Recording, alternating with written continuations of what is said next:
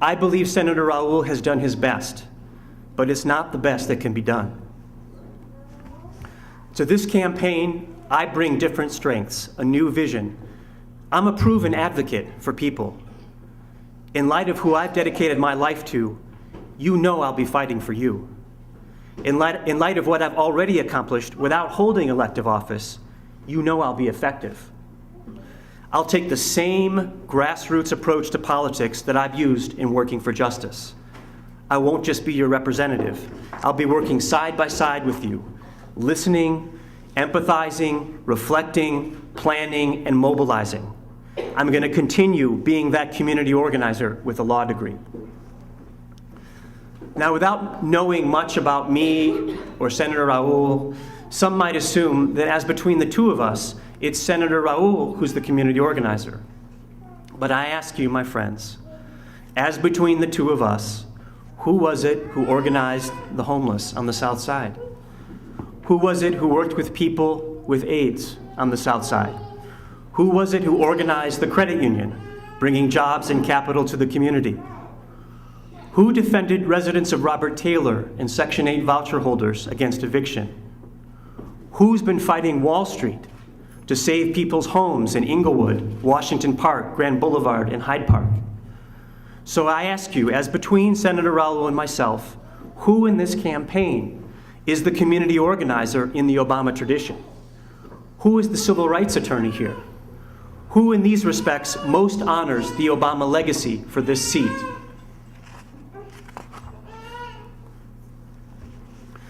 Our campaign gets underway at a time of deep crisis. I don't need to tell you that. We're in a jobless recovery. Joblessness is getting worse, not better. We have record foreclosures. At least 5 children have already been killed this school year. Many Illinoisans despair that political reform in Springfield is even possible. I want to hear from you, but it seems to me that one of our top priorities is creating jobs. Chicago's official unemployment rate is 11.5%. For African Americans, it's 15.4%. For teenagers, it's almost 26%. The federal and state stimulus funds aren't working for people of color.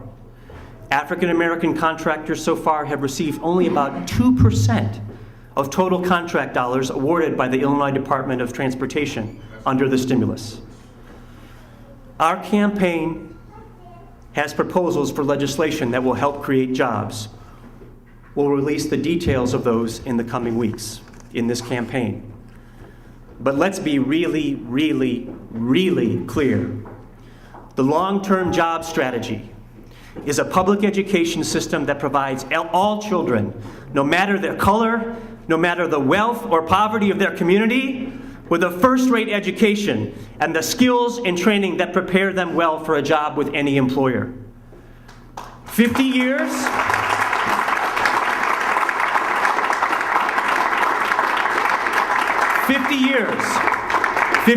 after Brown versus Board of Education, Illinois has not only the most segregated public education system in the nation, but also the most unequal. Illinois has the second worst disparity.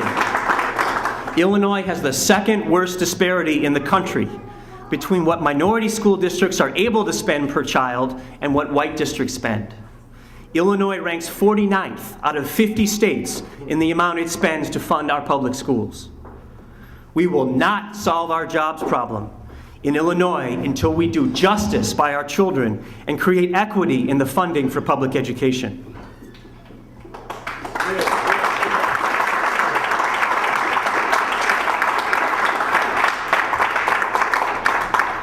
I will also fight to stop the economic Katrina that is the foreclosure crisis.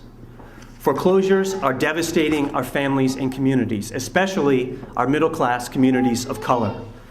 African American middle-class households are 5 times more likely than white households of similar income to have subprime mortgage loans. Defaults are occurring 3 times as often in mostly minority communities. Katrina is synonymous with government neglect of poor people of color, and I think this is similar. The fact is, the federal government's loan modification program, however well-intentioned, is not working well for most people. Springfield has not done enough to stem foreclosures, far from it. I know from my own work that the vast majority of people who find themselves in subprime loans they can't afford are responsible, honest, hardworking, salt-of-the-earth people who are the victims, not the perpetrators, of fraud. They were unsophisticated people who trusted the loan officers and brokers who then deceived them about the loan terms, altered their financial information on loan applications, and arranged for inflated appraisals, all to make the loan sound affordable to the borrower and appear affordable on paper to the underwriting department so they would approve the loan. Our campaign has a plan to dramatically reduce foreclosures in Illinois. The plan is modeled in part on my successful law practice. Our plan, the Save the Illinois Family Home Now plan, if enacted, would save tens of thousands of homes and would largely pay for itself in the second year. We're going to be releasing the details of the plan soon. Children killing children is the most profoundly tragic social reality in America today. Hands down, no question about it. All of us, from the South Side to downtown to Winnetka, should be engaged. We're talking about our children, our most precious and beautiful resource, and our future. Now, not all of the solutions to violence can be legislated, we know that. But don't tell me there's not more, much more, that government can do. We must, among other things, immediately restore recent cuts in state funding to ceasefire and expand and replicate ceasefire.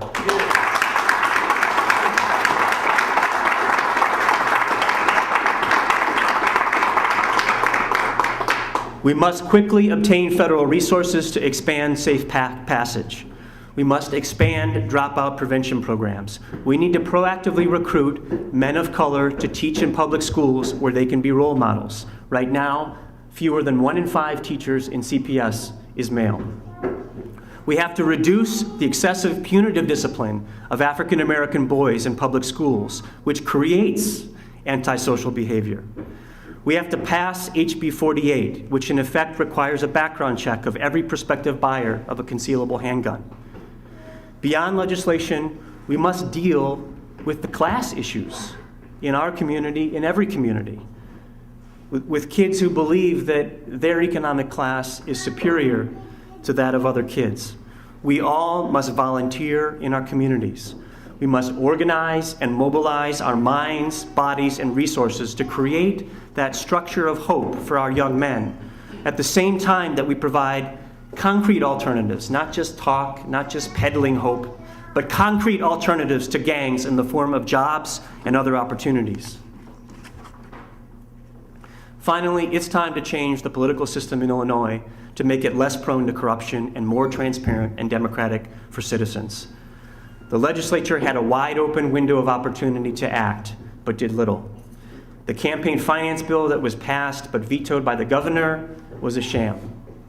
I support each and every one of the recommendations made by the Illinois Reform Commission, and I will push for the strongest versions of those reforms, including meaningful campaign finance reform to end the corrosive effect of money on our politics. And I believe that in tough economic times, in times of budget cuts, our elected leaders should set an example for all of us by sharing in the sacrifices they're asking others to make, by at a bare minimum foregoing annual salary increases and working days without pay, especially if they have legislated that others must do so.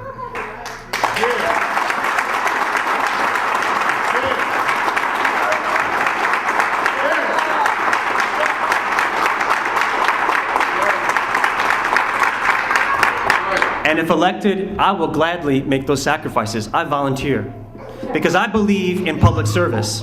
And that's why I'm doing this.